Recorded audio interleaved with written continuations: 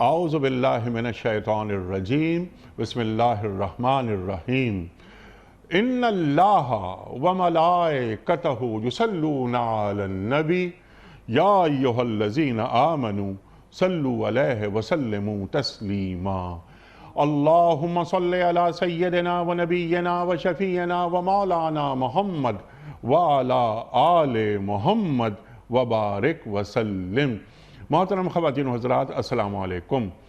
پیام صبح کے ساتھ ایک بار پھر حاضر میں ہوں، آپ کا میزبان انیق احمد۔ روزانہ آپ کی خدمت میں حاضر ہوتے ہیں۔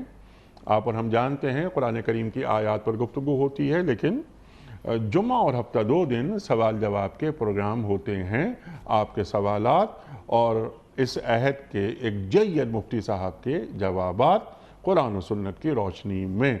خواتین و حضرات، کل ہم نے عید الاضحیٰ اسپیشل کے حوالے سے پہلا پروگرام آپ کی خدمت پہ پیش کیا۔ یہ پروگرام کل کے پروگرام کا تسلسل ہے۔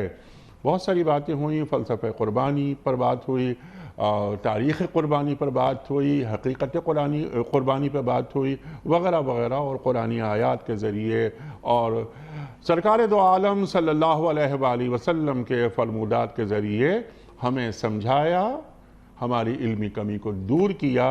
جس مہمان نے کل، وہی مہمان آج بھی ہمارے ساتھ تشریف فرما ہیں، محترم مفتی منیب الرحمان صاحب۔ خواتین و حضرات، مفتی منیب الرحمان صاحب سے کون واقف نہیں؟ ہمارے ملک کا محبوب اور مقبول نام۔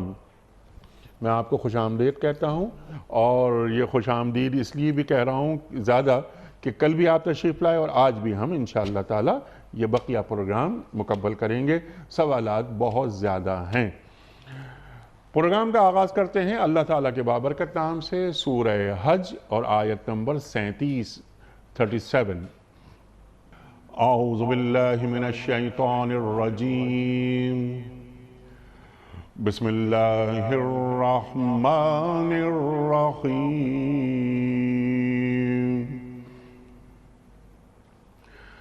لن ينال اللہ لحومها ولا دماؤها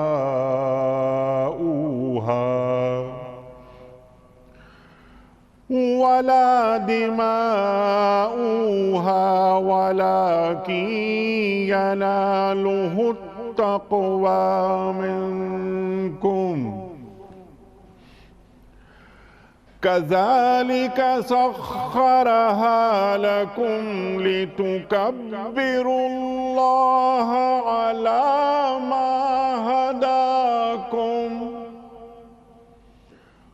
ولتكبروا الله على ما هداكم وبشر المحسنين۔ صدق اللہ العظیم۔ نہ ان کے گوشت اللہ کو پہنچتے ہیں، نہ خون، مگر اسے تمہارا تقوی پہنچتا ہے۔ اس نے ان کو تمہارے لیے اس طرح مسخر کیا ہے تاکہ اس کی بخشی ہوئی ہدایت پر تم اس کی تکبیر کرو، اور اے نبی صلی اللہ علیہ وآلہ وسلم بشارت دے دیجئے نیکوکاروں کو۔ صدق اللہ العظیم۔ خواتین و حضرات، بہت سارے سوالات ہیں، کچھ ویڈیو کوئسچنز بھی ہیں، لیکن پہلے سوالات جو آپ کی جانب سے ہمارے پاس آئے ہیں۔ نوید صاحب ہیں اسلام آباد سے۔ مفتی صاحب، اگر عید جمعے کے دن آ جائے تو ایسی صورت میں نماز عید و جمعہ اور خطبات کے بارے میں شرعی احکام کیا ہیں؟ نیز کیا 2 خطبے کسی ملک و قوم کے لیے بھاری ہو سکتے ہیں؟ بسم اللہ الرحمن الرحیم، حامداً للہ عز وجل سبحانہ وتعالی ومصلیاً ومسلماً علی رسول اللہ وعلی آلہ الکرام وصحبہ العظام اجمعین۔ انیق احمد صاحب، یہ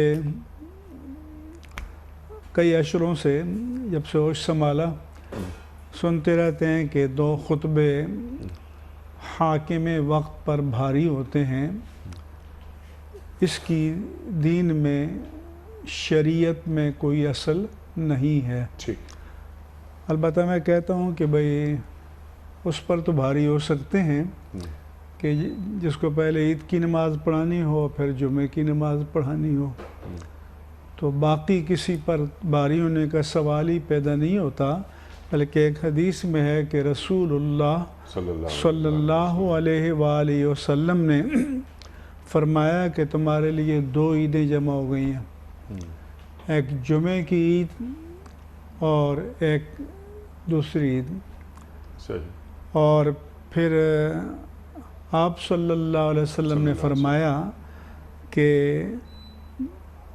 تم میں سے جو مناسب سمجھیں یہ اس کے لیے کافی ہے، ورنہ ہم دونوں کو جمع کریں گے۔ تو مطلب یہ تھا چونکہ کہ مدینہ منورہ میں جو خاص سینٹرل شہر کے علاوہ مضافات سے لوگ عید کی نماز پڑھنے بھی آتے تھے اور جمعہ بھی پڑھنے آتے تھے۔ اب ظاہر ہے کہ وہ عید کے دن عید کی نماز کا اہتمام کر کے آئے، پھر گئے، پھر اہتمام کر کے جمعے کے لیے آئیں، تو حضور نے ان کو رعایت دی کہ اگر دوسرے وقت کے لیے جمعے کے لیے نہ آؤ تو تمہارے لیے یہ کافی ہے، لیکن جو پڑھ سکتے ہوں تو ان کے لیے بڑی سعادت کی بات ہے کہ دونوں کی برکات جمع ہو جاتی ہیں۔ لہذا میں ایک بار پھر عرض کروں گا کہ اس وہم کو دل سے نکال دیا جائے کہ اگر جمعے کے دن عید آ جائے تو 2 خطبے حاکم وقت یا سلطان وقت پر بھاری ہوتے ہیں، اس طرح کی کوئی بات ہرگز نہیں ہے۔ ہرگز نہیں ہے ایسی بات۔ شوکت صاحب کا سوال ہے لاہور سے، کیا ذی الحج کا چاند نظر آنے کے بعد ناخن اور بال کٹوانا منع ہے؟ رسول اللہ صلی اللہ علیہ وآلہ وسلم نے فرمایا، من رآ ہلال ذی الحجۃ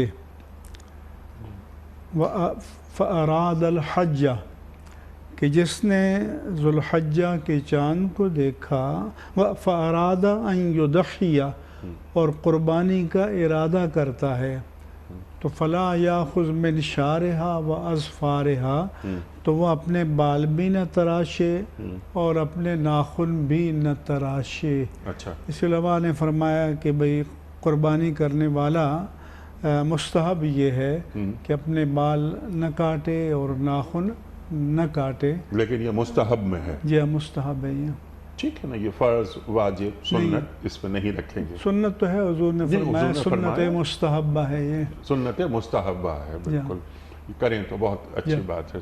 ٹھیک ہے۔ اشتیاق صاحب ہیں پنڈی سے، آپ فرماتے ہیں کہ آفات کے زمانے میں دین کے کسی فرض یا واجب کو عارضی طور پر مؤخر یا معطل کیا جا سکتا ہے؟ مثلاً اس سال کورونا کے سبب قربانی سے پیش آنے والے مسائل کے سبب قربانی محدود یا مؤخر کر دی جائے۔ بعض لوگ مشورہ دے رہے ہیں کہ کورونا کی وجہ سے قربانی موقوف کر دی جائے اور اس کی بجائے کسی رفاہی ادارے کو پیسے دے دیے جائیں، کیا یہ درست ہے؟ یہ درست نہیں ہے، اور شریعت نے جو عبادات مقرر فرمائی ہیں اور ہم پر واجب قرار دی ہیں، ہمیں ان کو منسوخ کرنے یا موقوف کرنے کا حق نہیں ہے۔ البتہ جیسے کرونا وائرس کا مسئلہ ہے تو ہم نے اس کے لیے آج کل ٹرمینالوجی تو SOP ہے، یعنی احتیاطی تدابیر کے لیے کہا ہے۔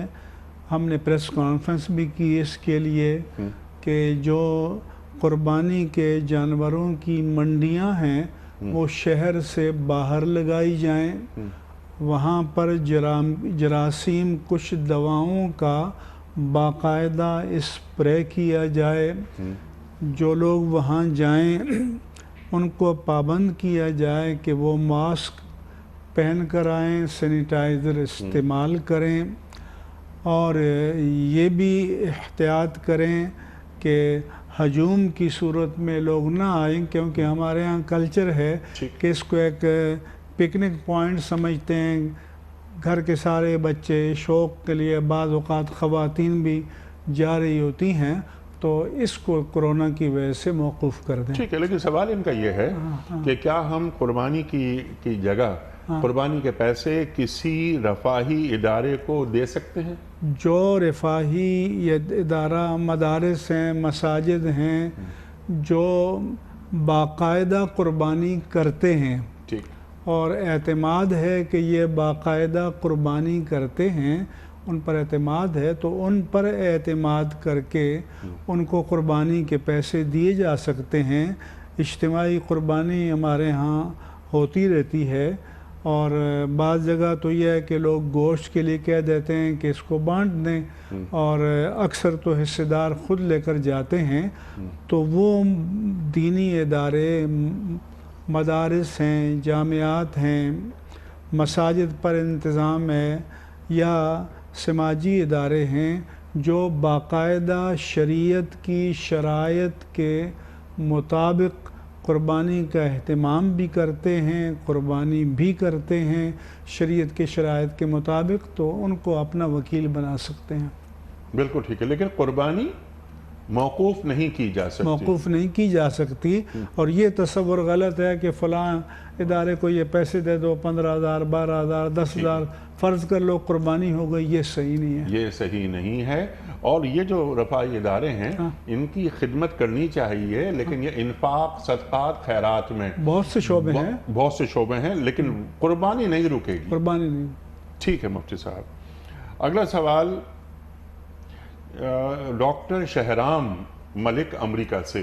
ان کا سوال یہ ہے کہ کیا حج اور عید الاضحیٰ کا آپس میں کوئی تعلق ہے یا نہیں؟ حجاج نہ تو عید مناتے ہیں اور نہ عید کی نماز پڑھتے ہیں، شریعت اس بارے میں کیا حکم دیتی ہے؟ حج اور عید یہ لازم و ملزوم نہیں ہیں، عید مستقل عبادت ہے، حج کے اپنے ارکان ہیں، تو حاجی چونکہ مناسک حج میں مصروف ہوتے ہیں، لہذا وہ نماز عید کو ادا نہیں کرتے۔ جو مقیم ہیں مکہ، وہ باقاعدہ عید کی نماز معمول کے مطابق پڑھتے ہیں، لیکن عید الگ عبادت ہے، مشروع ہے، اور یہ 2 ہجری میں فرض ہو چکی تھی۔ حدیث پاک میں آتا ہے، انس لما قدم رسول اللہ صلی اللہ علیہ وسلم المدینہ، حضرت انس بیان کرتے ہیں کہ جب رسول اللہ صلی اللہ علیہ وآلہ وسلم مدینہ شریف ہجرت کر کے آئے، وَلَهُمْ یومان، اور ان کے لیے 2 تہوار کے دن تھے۔ ان سے پوچھے گا کہ ما ہذان الیومان، یہ 2 دن کیا ہیں؟ تو انہوں نے کہا کہ کننا نلعب فیہما فی الجاہلیہ، ہم جاہلیت کے زمانے میں کھیل تماشے اس میں کرتے تھے، رنگ رلیاں مناتے تھے۔ تو حضور نے فرمایا کہ قد ابدلکم اللہ بہما خیرا منہما، اللہ نے ان 2 تہوار کے دنوں کے بدلے میں تمہیں 2 بہتر دن عطا کر دیے ہیں، یوم الاضحیٰ و یوم الفطر، وہ عید الاضحیٰ کا دن ہے اور عید الفطر کا دن ہے۔ پھر حدیث پاک میں آیا کہ رسول اللہ صلی اللہ علیہ وآلہ وسلم جب عید کی نماز پڑھا لیتے تو ینصرف الی الناس، وہ لوگوں کی طرف متوجہ ہوتے، وَيَخْطُبُ، اور خطبہ ارشاد فرماتے، اور خطبے میں آپ احکام بھی بیان کرتے، خطبے میں آپ وصیت بھی کرتے، خطبے میں اگر آپ نے کوئی دستہ کسی مہم پر بھیجنا ہوتا تو اس کو بھی مامور کرتے، تو باقاعدہ آپ خطبہ دیتے۔ اور یہ حضور کا حج تو 9 ہجری میں فرض ہوا ہے، اور یہ 2 ہجری سے رسول اللہ صلی اللہ علیہ وآلہ وسلم کا معمول تھا، لہذا عید الاضحیٰ، بلکہ عید جس میں عید الفطر بھی شامل ہے، عید الاضحیٰ بھی شامل ہے، یہ مستقل عبادت ہے۔ سبحان اللہ سبحان اللہ، کلیئر ہو گئی یہ بات۔ اچھا، کیا یہ سوال ہے افضال صاحب کا کہ کیا گابھن جانور کی قربانی جائز ہے؟ گامھن جانور احتیاط پر عمل کریں اور معلوم ہو تو ایسا جانور نہ خریدیں، اور اگر خرید لیا ہے تو ذبح کیا اور اس کے پیٹ سے بچہ نکلا، اگر وہ زندہ ہے تو اسے بھی ذبح کر دیں اور اس کا بھی گوشت استعمال کریں، اور اگر بالفرض مر گیا ہے تو مر گیا، قربانی صحیح طور پر ادا ہو جائے گی۔ لیکن بہتر یہ ہے کہ گابھن کی قربانی نہ جائیں، تاکہ اس کے پیٹ میں جو ایک اور جان ہے تو وہ محفوظ رہے، خطرے میں نہ مبتلا ہو۔ بالکل ٹھیک ہے، لیکن یہ نہیں کہہ سکتے کہ حاملہ جانور کی، گائے وغیرہ کی، گابھن جانور کی قربانی جائز نہیں، ایسا نہیں ہے۔ ٹھیک ہے۔ علامہ مفتی نصیر اللہ نقشبندی صاحب، جی، ان کا سوال ہے آپ کی خدمت میں کہ بعض پاکستانی مسلمان یورپ اور امریکہ وغیرہ میں رہتے ہیں، وہ یہاں کسی کو وکیل بنا کر قربانی کرتے ہیں، انہیں کن امور کی رعایت کرنی ہوگی؟ ہاں، یہ علامہ مفتی نصیر اللہ نقشبندی صاحب انگلینڈ میں ہوتے ہیں، مانچسٹر میں، بولٹن میں۔ اچھا، اس کے بارے میں گزارش یہ ہے جی کہ وہاں سے جو مسلمان اپنے اپنے وطن میں کسی ادارے کو وکیل بنائیں یا کسی فرد کو، عزیز رشتہ دار کو وکیل بنائیں، اس بات کا اہتمام کریں کہ وہاں جب ان کی قربانی وکالتاً یہاں کی جائے جی تو وہاں بھی قربانی کا دن ہو اور یہاں بھی قربانی کا دن ہو۔ مثلا بعض اوقات وہاں ایک دن پہلے عید ہو جاتی ہے تو یہاں ان کی قربانی پہلے دن نہ کی جائے، دوسرے دن کر لی جائے، اور کیونکہ اگر یہاں عید نہیں ہے، ہاں جو قربانی کا وقت ہے تو اس میں یہاں کا اعتبار ہوگا کہ رات کو نہ کی جائے، عید کے دن صبح صادق سے پہلے نہ کی جائے، اور اگر وہاں ایک دن پہلے عید ہو چکی ہے تو پھر 12 تاریخ کو نہ کی جائے، 10 کو کر لی جائے یا 11 کو کر لی جائے۔ سبحان اللہ سبحان اللہ سبحان اللہ، کلیئر ہو گئی۔ یہ سمپل سوال یہ ہے کہ کیا قربانی کا جانور ایام قربانی میں نماز مغرب یا عشاء کے بعد ذبح کیا جا سکتا ہے؟ اگر کریں گے تو قربانی ادا ہو جائے گی۔ ویسے ہم نے پہلے بھی عرض کیا تھا، کل آپ نے بات کی، ہمارے فقہاء نے کہا ہے کہ رات کو قربانی کرنا مکروہ ہے، اور ان کا یہ مسئلہ احتیاط پر مبنی تھا کہ اس وقت روشنیوں کے اتنے انتظامات نہیں تھے کہ قربانی میں اس بات کا اہتمام کیا جائے کہ چاروں رگیں کٹ جائیں، ورنہ کم از کم 3 رگیں کٹ جائیں۔ تو اگر روشنی ہے اور ساری رگیں کٹ گئی ہیں، احتیاط سے کیا ہے تو قربانی ہو جائے گی، قربانی ہو جائے گی۔ یہ قربانی کا سوال نہیں ہے، لیکن سوال کچھ اہم ہے تو اس لیے رکھ لیا گیا۔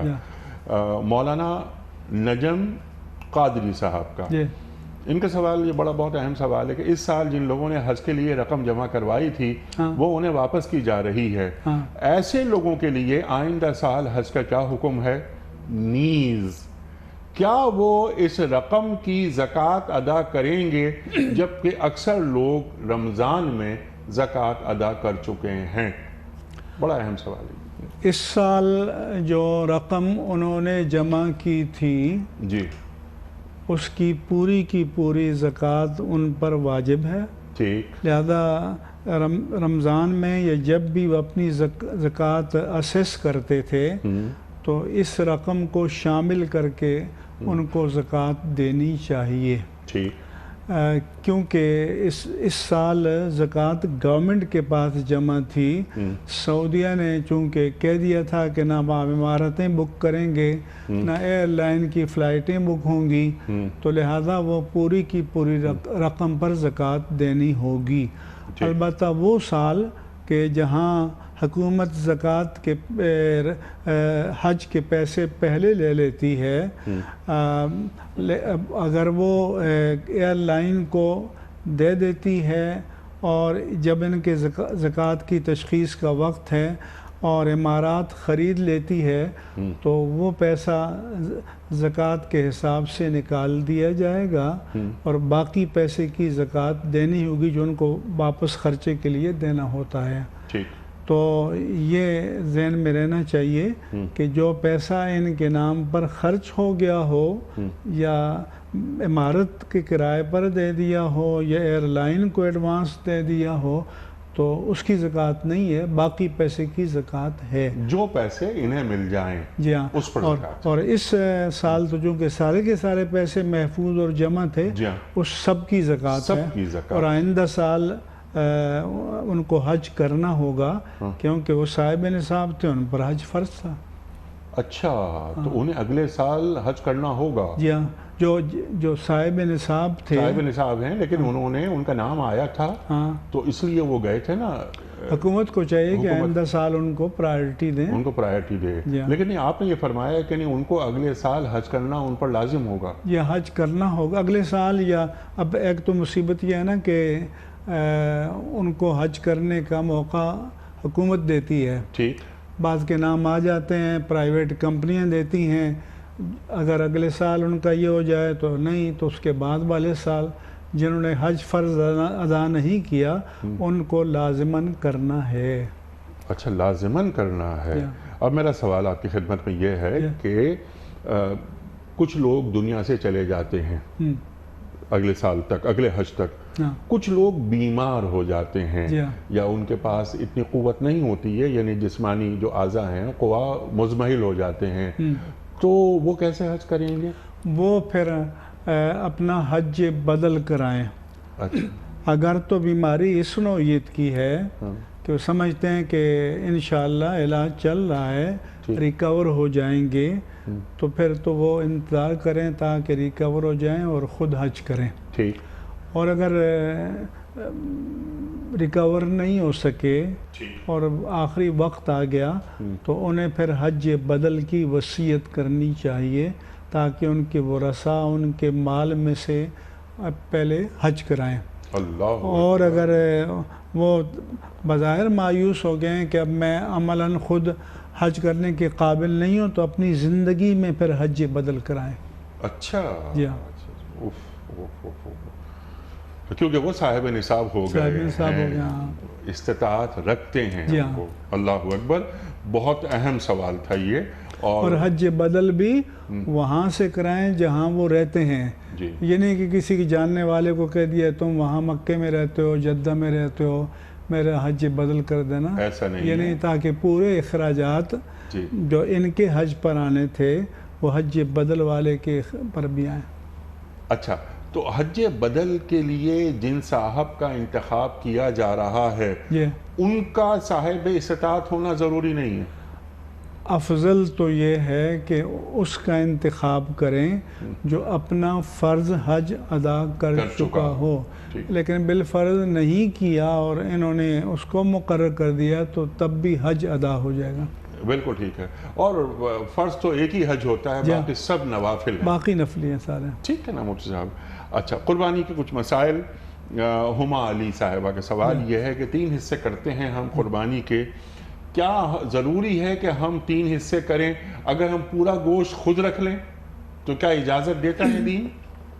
سنت یہ ہے کہ 3 حصے کریں، ایک اپنی ذاتی ضرورت کے لیے رکھیں، ایک اپنے دوست احباب کو تحفہ دیں ایک حصہ، اور ایک حصہ فقراء کے لیے دیں۔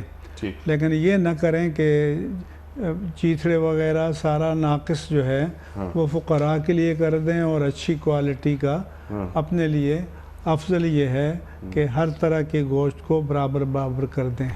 لیکن اگر کوئی ایسا خاندان ہے مثلا انہوں نے ایک بکرا قربان کیا ہے، اس کا گوشت بہت زیادہ نہیں ہے اور اس کے گھر میں افراد زیادہ ہیں، 5-10 افراد ہیں، تو اپنے لیے بھی رکھ سکتے ہیں، اپنے لیے پورا پورا رکھ سکتے ہیں اپنے لیے. یہ نہیں ہے کہ اس کو سارا فریج میں مہینوں کھائیں، لیکن اگر ضرورت مند ہے، 5-10 افراد ہیں، ٹھیک ہے، گوشت تھوڑا ہے، تو اپنے لیے گھر میں استعمال کر سکتے ہیں. بالکل ٹھیک ہے. کیا بیوی کی طرف سے شوہر قربانی کر سکتا ہے، اور کیا بیوی کو یہ بتانا بھی ضروری ہے کہ میں تمہاری طرف سے قربانی کر رہا ہوں؟ دیکھیں، دوسرے کی طرف سے نفلی قربانی بتا کر بھی کی جا سکتی ہے، بغیر بتائے بھی کی جا سکتی ہے، لیکن اگر اس پر قربانی فرض ہے تو پھر اس کو بتائیں کہ میں آپ کی واجب قربانی ادا کر رہا ہوں، تاکہ اس کی اجازت شامل ہو جائے اور اس پر جو شریعت کا واجب ہے وہ ادا ہو جائے. ٹھیک ہے. اچھا، یہ تاج صاحب ہیں، ان کا سوال ذرا سا عجیب ہے تھوڑا سا. وہ کہتے ہیں کہ گھوڑا تو حلال ہے، تو گھوڑے کی قربانی کیوں نہیں ہوتی؟ گھوڑا حلال ہے. ہمارے فقہا نے کہا تھا کہ گھوڑے کو ذبح کرنا مکروہ ہے. وہ اس لیے کہا تھا کہ اس زمانے میں گھوڑا جو ہے جہاد کے لیے استعمال ہوتا تھا. ابھی ہم سینٹرل ایشیا گئے تھے، قزاقستان، تو لوگ گھوڑے کا گوشت کھاتے ہیں، ذبح کرتے ہیں. پالتو جانور جن کو شریعت نے مقرر کر دیا ہے تو قربانی انہی کی ہو سکتی ہے، اور ویسے ذبح کر کے کھانا چاہیں تو کھا سکتے ہیں. انہی کے سوال یہ بھی ہے کہ کیا ہرن کی قربانی ہو سکتی ہے؟ ہرن چونکہ اصل کے اعتبار سے وحشی جانور ہے، اچھا، وہ پالتو نہیں ہے، تو اس لیے اس کی قربانی نہیں ہو سکتی. باقی ذبح کر کے گوشت کھا سکتے ہیں. ٹھیک ہے. عبد الرحمن صاحب، کیا پورے گھر سے ایک قربانی کافی ہے یا ہر شخص اپنے حصے کی قربانی کرے گا؟ قربانی ہو یا زکوٰۃ ہو یا نماز ہو یا حج ہو، اس میں فیملی ایک یونٹ نہیں ہوتا، ہر فرد ایک یونٹ ہوتا ہے، عاقل و بالغ. لہذا اگر ایک گھر میں 10 افراد ہیں اور 10 کے 10 صاحب نصاب ہیں تو ہر ایک کو اپنی زکوٰۃ بھی دینی ہوگی، ہر ایک کو اپنی قربانی بھی کرنی ہوگی، اور صاحب استطاعت ہیں تو ہر ایک کو اپنا اپنا حج بھی کرنا ہوگا. ہاں، صرف فطرہ جو ہے اس کے لیے فرمایا کہ گھر کا جو سربراہ ہے وہ اپنے زیر کفالت افراد، بچے ہیں نابالغ، تو ان کی طرف سے فطرہ دے، وہ ان کی طرف سے فطرہ دے. بالکل ٹھیک ہے. اور ایون یہ کہ وہ بچہ بھی کہ جو گزشتہ رات پیدا ہوا ہے، ہاں وہ بھی جو عید کے دن صبح صادق سے پہلے پیدا ہو گیا، اس کا بھی فطرہ دیا جائے گا. کیا قربانی کا گوشت فروخت کیا جا سکتا ہے؟ نہیں، قطعاً نہیں کیا جا سکتا ہے. کیا قربانی کی کھال کو اجرت کی شکل میں دینا جائز ہے، یعنی اجرت سے مراد یہاں قصائی کو دی جا رہی ہے؟ بالکل جائز نہیں ہے، اور بعض لوگ یہ کرتے ہیں، یہ غلط ہے، کیونکہ قربانی کی کھال اور گوشت آپ یا تو اپنے استعمال میں لائیں یا صدقہ کریں.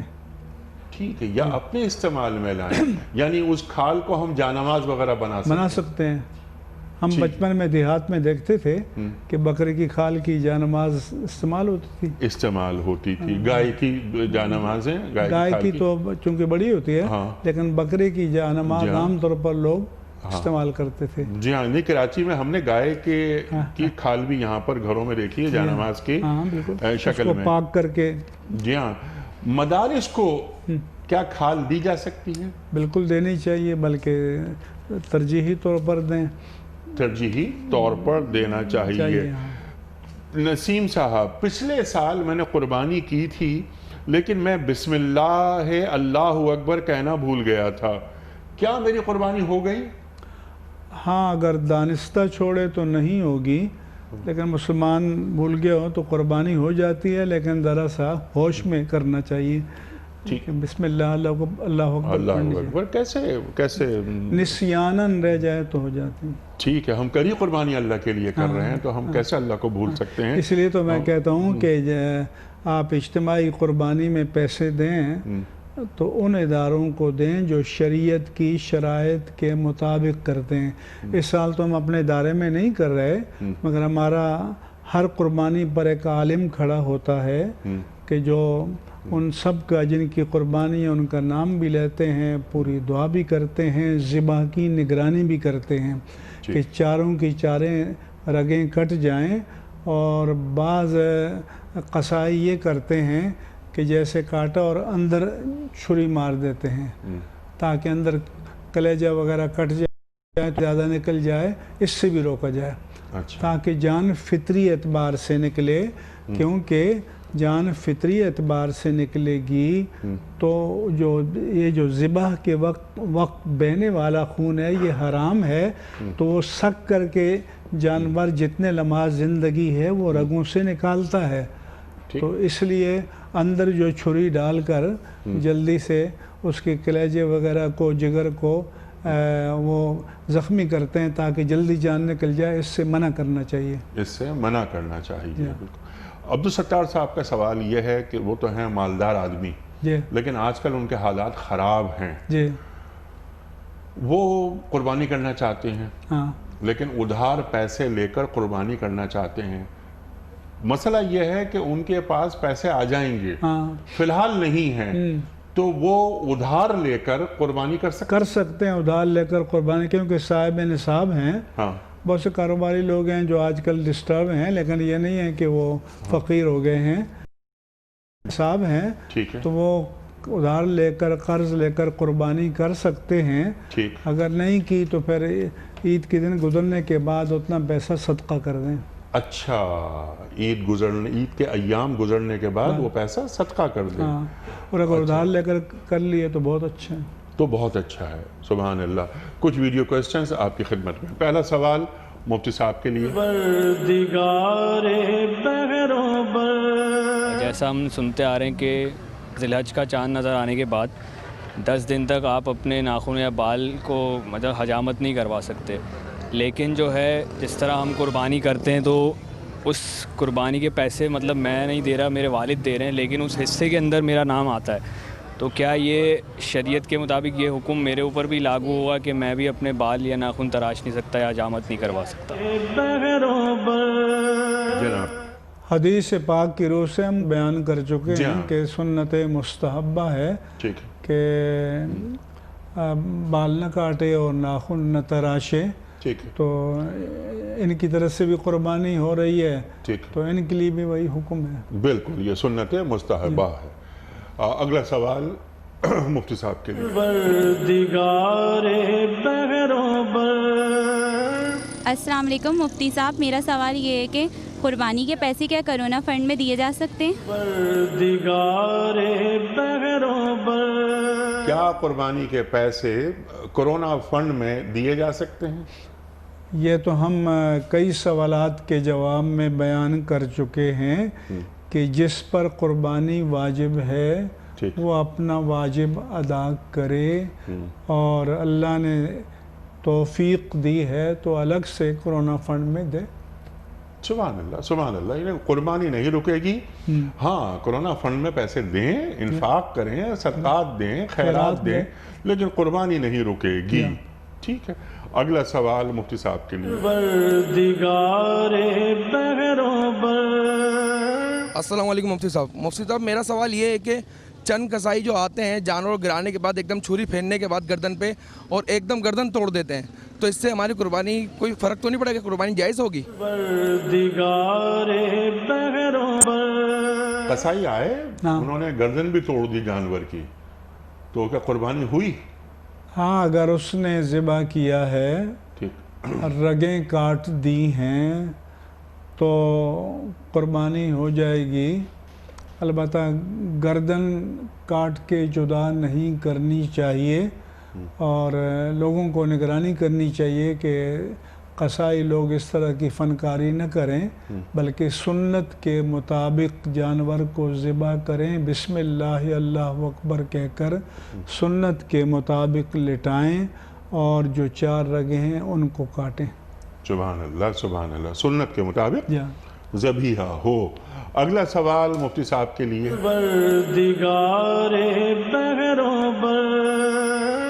السلام علیکم مفتی صاحب، میرا آپ سے ایک سوال ہے کہ مرحومین کی طرف سے قربانی کرنی چاہیے اور اس کا نصاب کیا ہے؟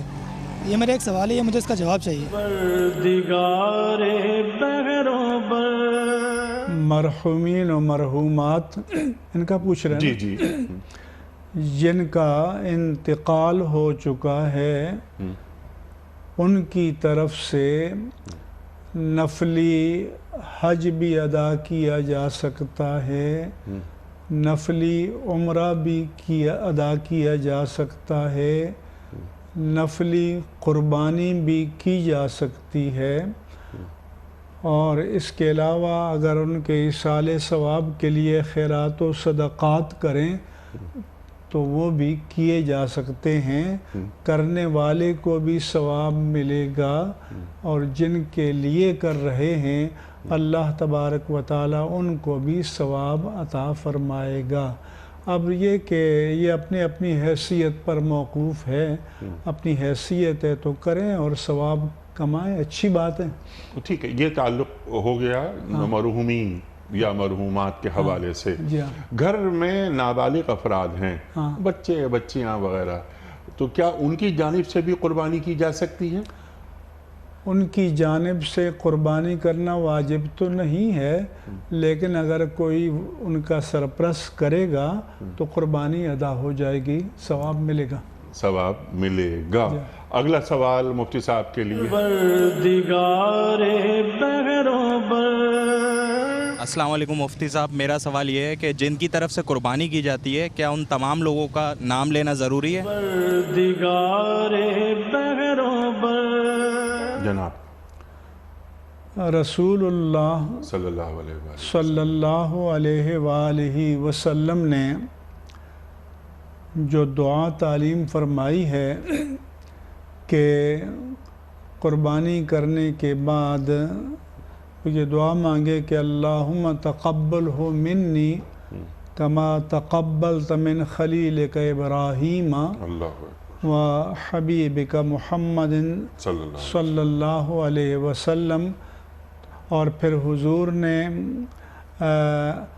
اپنی طرف سے بھی قربانی کی وَعَمَّن لَّمْ يُضَحَّ مِنْ أُمَّتِي، کہ میری امت سے جو قربانی کرنے کی استطاعت نہیں رکھتے آپ نے ان کی طرف سے بھی قربانی کی۔ اب یہ کہ قربانی کا پوری امت کی طرف سے ہونا ادارہ یہ حضور کی شان ہے، یہ حضور کا اختیار ہے، تو نام لینا چاہیے، اچھی بات ہے، دل میں تو نام کا ہونا لازم ہے، لیکن بہتر یہ ہے کہ ذبح کرنے کے بعد ان کی طرف سے نام لے لیں۔ یعنی جو شخص ذبح کر رہا ہے کہ یا اللہ اس کو فلاں بن فلاں یا فلانا بنت فلاں کی طرف سے اس قربانی کو قبول فرما، اور حدیث میں ہے کہ اللہم تقبلہ منی، میری طرف سے، جس طرح تو نے اپنے خلیل ابراہیم اور اپنے حبیب محمد الرسول اللہ صلی اللہ علیہم کی طرف سے قبول فرمائے۔ سبحان اللہ سبحان اللہ۔ اچھا، عام طور پر مفتی صاحب یہ خود قربانی کرنی چاہیے، یہ تو افضل ہے جیسا کہ آپ سے ہم نے سیکھا، لیکن عام طور پر یہ ہونے لگا ہے کہ وہ قصائی سے کہہ دیتے ہیں کہ بھائی تم ہی اس کو ذبح کر دو، اور وہ ذرا سا ہمیں ذرا ایک عجیب سا لگتا ہے۔ تو یہ جو رویہ ہے، اس رویے کے تعلق سے دین کی تعلیمات کیا ہیں؟ حضور نے تو خود اپنی قربانی فرمائی ہے، صحابہ کرام بھی اپنی قربانی خود فرماتے تھے، اور باقی مسلمان بھی بالعموم خود کرتے ہیں، تو خود کریں تو اچھی بات ہے، لیکن کسی کو وکیل بنائیں گے تو قربانی ہو جائے گی. قربانی تو ہو جائے گی، لیکن افضل یہ ہے کہ اب یہ ہمارے بچے خود قربانی کرتے ہوئے ہٹ جاتے ہیں تو ان کو پکڑ کے لانا پڑتا ہے کہ تم، اور یہ بالغ بچے وہ جن کی عمریں 25 26 28 30 برس ہیں، وہ بچے وہ کہتے ہیں کہ نہیں ہم عجیب سا لگتا ہے ہمیں، اب وہ قصائی سے کہہ دیں وغیرہ. تو ایک تو قربانی، میں خود بھی کبھی مرغی بھی ذبح نہیں کی، لیکن قربانی میں ہاتھ خود چلاتا ہوں. اللہ سبحان اللہ. تو آپ مفتی صاحب یہ تلقین کیجئے ہمیں کہ جو قربانی کر رہا ہے یا جس کی جانب سے ہو رہی ہے قربانی، تو وہ خود اپنے ہاتھ سے ذبح کرے. اچھا، اس کے لیے یہ بھی ہے کہ دل بھی مضبوط ہوتا ہے. ہمارے نوجوان یہ لڑکے اتنے نازک ہو گئے ہیں کہ خود قربانی نہیں کرتے. ان کو کرنا چاہیے، ان کو تو فوجی ٹریننگ دینی چاہیے. دینی تعلیمات کا ان کے اندر ذوق ہونا چاہیے، شوق ہونا چاہیے. گلیوں میں گھمانے کا شوق تو ہوتا ہے، تو خود قربانی کرنے کا بھی شوق ہونا چاہیے، خود ہونا چاہیے، تاکہ مسلمان کا دل مضبوط ہو. تو یہ تو معمولی قربانی ہے کہ اے اللہ، اگر مجھے کسی بڑی قربانی کے لیے تو نے طلب کیا تو میں پیچھے نہیں رہوں گا. اگر اسی لیے تو دعا آپ نے جو آیت پڑھی تھی کہ ان صلاتی و نسکی و محیای و مماتی، کہ بے شک میری نماز، میری قربانی، میرا جینا، میرا مرنا اللہ رب العالمین کے لیے ہے. اللہ اکبر، سب کچھ اللہ کے لیے ہے. اگلا سوال مفتی صاحب کے لیے. السلام علیکم مفتی صاحب، آپ سے میرا سوال یہ ہے کہ کیا نابالغ بچہ جانور ذبح کر سکتا ہے؟ کیا نابالغ بچہ جانور ذبح کر سکتا ہے؟ بچے سے نہ کرائیں، وہ گھبرا سکتا ہے اور خود کو کہیں زخمی کر سکتا ہے، جانور ہل جاتا ہے، بدک جاتا ہے. تو ہاں، جو کافی شعوری عمر کو پہنچا ہو تو قربانی کرے گا تو ہو جائے گی، لیکن یہ چھوٹے بچوں کو سے یہ شوق جو ہے وہ نہ کرایا کریں. وہ نہ کرائیں تو بہتر ہے. بالغ کرے گا تو یہ بھی نہ حکم ہے نا کہ چھری تیز ہو، اچھا جلدی ذبح کرے، جانور کی کو تکلیف کم پہنچے. ٹھیک. تو فَلْيُحْسِنُ الذِّبْحَةَ حدیث میں ہے کہ ذبح میں بھی احسان ہونا چاہیے، ذبح میں بھی اذیت نہیں ہونی چاہیے. تو تیز چھری ہوتی ہے، ذرا سا سلپ ہو جائے، اس کا خود کوئی نقصان ہو جائے تو احتیاط کرنی چاہیے، اور جانور کو کم سے کم تکلیف پہنچائی جائے. ٹھیک ہے مفتی صاحب. اس لیے کہا گیا کہ چاروں رگیں کٹ جائیں تاکہ جان نکلنے میں زیادہ دیر نہ لگے. ٹھیک. جناب والا اگلا سوال. السلام علیکم مفتی صاحب، میرا سوال یہ ہے کہ جانور قربان کرتے وقت اگر چھری پھیر دیں اور اللہ اکبر بھی نہ کہیں تو کیا قربانی ہو جاتی ہے؟ وہی سوال جو شاید پچھلے پروگرام میں آیا تھا کہ وہ بسم اللہ ہے اللہ اکبر نہیں کہا. دیکھو، ہمیں مسئلہ تو بیان کرتے ہیں، لوگوں کو اتنی رخصتیں نہیں دینی چاہیے. سب کو چاہیے اہتمام کریں. ہم مدارس میں باقاعدہ کتابچے چھاپتے ہیں اور پمفلٹ ہوتا ہے کہ آپ جب قربانی کو ذبح کریں تو ذبح سے پہلے یہ دعا مانگیں، ذبح کرتے وقت بسم اللہ اللہ اکبر کریں، ذبح کے بعد یہ دعا کریں.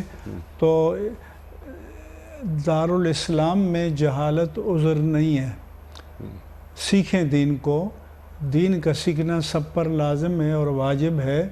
تو اس لیے میں یہ مشورہ دوں گا کہ یہ رخصت والے راستے تلاش کرنے کی بجائے دین کو سیکھیں، کیونکہ ہمارا جو دین ہے وہ پریکٹسنگ ریلیجن ہے، وہ عملی دین ہے، وہ برتنے کا دین ہے، فلسفیانہ نہیں ہے کہ بھی تقریر کر لی اور بیان کر دیا. تو سیکھیں آپ اس کو. ٹھیک. لیکن انہوں نے اگر پڑھنا بھول گئے تو قربانی ہوئی یا نہیں ہوئی؟ بھول گئے تو ہو جائے گی، جان بوجھ کر کیا تو چھوڑا تو نہیں ہوگی. سبحان اللہ. ذبیحہ بھی حلال نہیں ہوگا. اور ذبیحہ بھی حلال نہیں ہوگا کیونکہ اللہ کا نام نہیں لیا گیا. وَلِتُكَبِّرُوا اللَّهَ عَلَىٰ مَا هَدَاكُمْ، جو یہ آیت آج تلاوت ہوئی. اچھا، قربانی کا جو بالکل بہترین طریقہ ہے وہ بھی تعلیم کر دیجئے آپ کہ قربانی کے لیے جانور کو پانی پلایا جائے. وہاں سے ہم شروع کرتے ہیں. پانی پلایا جائے، چارہ، پھر وہ قربانی لایا جائے، پھر اس کو بائیں پہلو پر لٹایا جائے، اس کا رخ قبلے کی طرف ہونا چاہیے، اور پھر اس کے پہلو پر اپنے قدم رکھ کر اس کو پکڑیں، اور پھر اس کی گردن پر بسم اللہ اللہ اکبر کہہ کر چھری چلائیں. دعا تو یہ ہے نا کہ ان صلاتی و نسکی و محیای و مماتی للہ رب العالمین لا شریک لہ و بذالک امرت و انا علی ملت ابراہیم و بذالک امرت و انا من المسلمین، کہ یہ قربانی ملت ابراہیمی پر اس کے شعار کے طور پر ادا کر رہا ہوں، مجھے اسی کا حکم دیا گیا ہے، میں مسلمانوں میں سے ہوں. اللہم لک و منک، کہ اے اللہ یہ قربانی میں تیری بارگاہ کے لیے، تیری بندگی کے لیے، تیری رضا کے لیے کر رہا ہوں، اور تیری عطا کردہ توفیق سے کر رہا ہوں. پھر بسم اللہ اللہ اکبر کہہ کر چھری چلائے. اس کے بعد پھر دعا مانگے کہ اللہم تقبلہ منی کما تقبلت من خلیلک ابراہیم و حبیبک محمد صلی اللہ علیہ وسلم. سبحان اللہ، سبحان اللہ. اور پھر اللہ تعالیٰ قبول فرمائے دعا کا. آمین ثم آمین. آخری سوال آج کے پروگرام کا، یہ جو بہت سارے جو رفاہی ادارے ہیں ہمارے ملک میں، بہت سے افراد یہ کرتے ہیں کہ ان رفاہی اداروں کو پیسے بھجوا دیتے ہیں کہ قربانی کے پیسے آپ کے ادارے کے لیے. اچھا، وہ قربانی بھی کرتے ہیں وہ، اور انہوں نے کوئی فرض کیجئے 10-12 ہزار افراد کی قربانی کر لی اور وہ گوشت تقسیم کر دیا غربا میں، فقراء میں، تو یہ جائز ہے؟ ہاں، یہ جائز ہے. یہ کچھ اداروں کو تو ہم جانتے ہیں کہ باقاعدہ شریعت کی پابندی کے ساتھ کرتے ہیں. ٹھیک ہے. تو اور خود بھی دیکھنا چاہیے کہ کبھی کہ آیا باقاعدہ قربانی ہو رہی ہے یا نہیں. تو جو ادارے شریعت کے مطابق باقاعدہ قربانی کرتے ہیں، کیونکہ یہ عبادت ہے، یہ کوئی ایسا شوق کا کام تو ہے نہیں ہے، تو ان کو دے سکتے ہیں، ان کو وکیل بنا سکتے ہیں، ان میں حصہ لے سکتے ہیں. سبحان اللہ، سبحان اللہ. اور عبادت ہے، اور یہ جو واجب وہ صدقات نافلہ اور صدقات واجب ہے، تو یہ نفلی عبادت بھی نہیں ہے، یہ واجب ہے. تو اس لیے نگاہ ضروری ہے. لیکن وہ رفاہی ادارے جو بڑے بڑے ادارے ہیں پاکستان میں بہت اچھا کام کر رہے ہیں، اور جو شرعی جو تقاضے ہیں انہیں بھی پورا کر رہے ہیں، تو ان کے ذریعے قربانی کروائی جا سکتی ہے. اور اگر قربانی کرنے والا کہے کہ مجھے گوشت چاہیے، تو اس کی قربانی کا گوشت حصے کے مطابق اس کو دینا چاہیے، اس کو ملنا چاہیے، اس تک پہنچانا چاہیے. مفتی صاحب، میں آپ کا بڑا شکر گزار ہوں. آپ کل بھی تشریف لائے، آج بھی آپ تشریف لائے، اور آپ نے ہمارے بہت سارے سوالات کے شافی جوابات، ہماری علمی کمی کو آپ نے دور فرما دیا. بہت ساری چیزیں سامنے آتی ہیں، اور تو معلوم ہوتا ہے کہ ارے ہم تو اس سے لا علم تھے، ہمیں نہیں معلوم تھی یہ سب باتیں. خواتین و حضرات، ہمارے علماء کو اللہ سلامت رکھے، تشریف لاتے ہیں اور جو ہماری علمی کمی ہوتی ہے اس کو دور کر دیتے ہیں. خواتین و حضرات، جیسے مفتی صاحب بار بار ایک بات انسس کر رہے تھے، تاکید کر رہے تھے کہ دینی مسائل کو سیکھیں. وہ دینی مسائل کیوں نہیں سیکھے جا سکتے؟ جیسے ایک صاحب نے سوال کیا کہ بسم اللہ اللہ اکبر کہنا بھول گیا.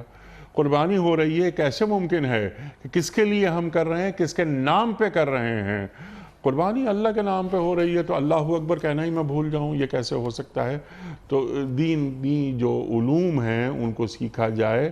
یہ تو چھوٹے چھوٹے مسائل ہیں.